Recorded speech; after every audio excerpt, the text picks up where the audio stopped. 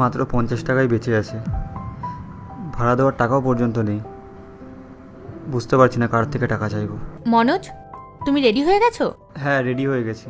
আচ্ছা শোনো, এই নাও, কাল তোমার জামা কাপড় কাচতে গিয়ে প্যান্টের পকেট থেকে 1000 টাকাটা পেলাম। নাও। আমার পকেট থেকে? হ্যাঁ, এটা তোমার ভাড়া দেওয়ার কাজে লাগবে, আর যেই টাকাটা বাঁচবে সেটা দিয়ে কিছু খেয়ে নিও।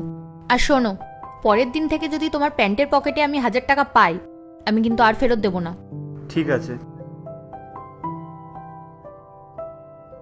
আরে কি দেখছো, যাও, নয়তো লেট হয়ে যাবে তো। হ্যাঁ, যাচ্ছি।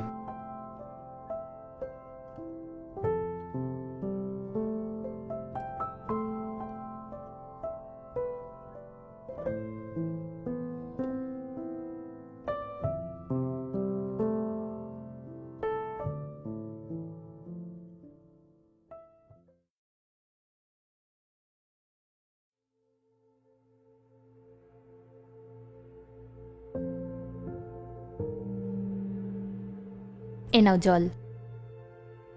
আচ্ছা পূজা, একটা কথা বলো তো, তোমার কোন গাড়িটা পছন্দ?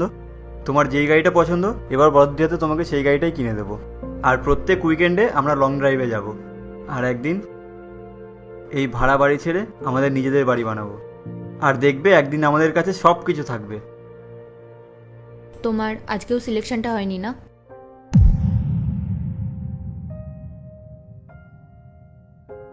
মনোজ, কে বলেছে তোমাকে যে আমার গাড়ি চাই, বড় বাড়ি চাই, আমি তোমার সাথে লং ড্রাইভে যেতে চাই? আমি যেখানে আছি, যেমনভাবে আছি, খুব ভালো আছি তোমার সাথে। মনোজ, আমি তোমাকে বিয়ে করে এই বাড়িতে এসেছি, তাই তোমার যেমনই সময় চলুক না কেন, সেটা ভালো হোক বা খারাপ, আমি মন থেকে সব সময় তোমার পাশে আছি।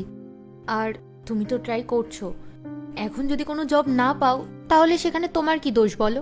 তুমি তো এত চেষ্টা করছো, আর তুমি জানো তুমি কতটা ট্যালেন্টেড, কত হার্ডওয়ার্কিং। দেখবে আজ নয়তো কাল তোমার সিলেকশন ঠিক হয়ে যাবে, আমার পুরো বিশ্বাস আছে তোমার উপর। তুমি এত উদাস হয়ে থেকো না, আমি আছি তো তোমার সাথে।